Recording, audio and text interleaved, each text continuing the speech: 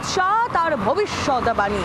প্রথম দফার ভোটের পর একেবারে বুক ঠুকে কেন্দ্রীয় স্বরাষ্ট্রমন্ত্রী অমিত শাহ তিনি বললেন যে 110টি আসন বিজেপির ঝুলিতে অলরেডি ঢুকে গেছে। আর অন্যদিকে কেন্দ্রীয় স্বরাষ্ট্রমন্ত্রীকে ফ্লপ জ্যোতিষী বলে তৃণমূল কংগ্রেস দাবি করছে যে 125টি আসন পাবে তারা।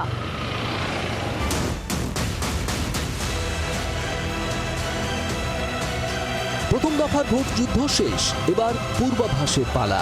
152 আসনের মধ্যে কার ঝুলিতে কত যাবে তা নিয়ে ইতিমধ্যেই ভবিষ্যৎবাণী শুরু করে দিয়েছে রাজ্য রাজনীতির যুযুধান দুই পক্ষ। জয়ের দাবি দুই শিবিরের গলাতেই। শুক্রবার সাংবাদিক বৈঠকে ফের বাংলায় সরকার দখলের দাবি জানালেন কেন্দ্রীয় স্বরাষ্ট্রমন্ত্রী অমিত শাহ। প্রথম দফায় ভোট হয়ে যাওয়া আসনগুলির মধ্যে কটায় পদ্ম ফুটবে তাও জানিয়ে দিলেন। 152 सीटों में से 110 से ज्यादा सीटें भारतीय जनता पार्टी जीतने जा रही है। इसका मतलब है कि दूसरे चुनाव चरण को मिलाकर हम प्रचंड बहुमत के साथ बंगाल में शुद्ध रूप से भारतीय जनता पार्टी की सरकार बनाने वाले हैं। तो 5 तारीख के बाद अंग, बंग और कलिंग तीनों जगह भारतीय जनता पार्टी का शासन होगा, कमल का शासन होगा। অমিত শাহ হচ্ছেন একজন ফ্লপ জ্যোতিষী। অমিত শাহ বুঝে গেছেন বিজেপির কোমর ভেঙে গেছে।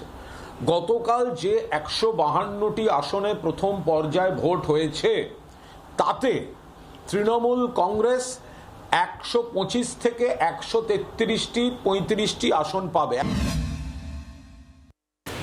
তৃণমূল বিজেপি দুজনেই যে বাংলার মানুষকে বিভ্রান্ত করতে চায় এটা তো দিনের আলোর মতো স্পষ্ট।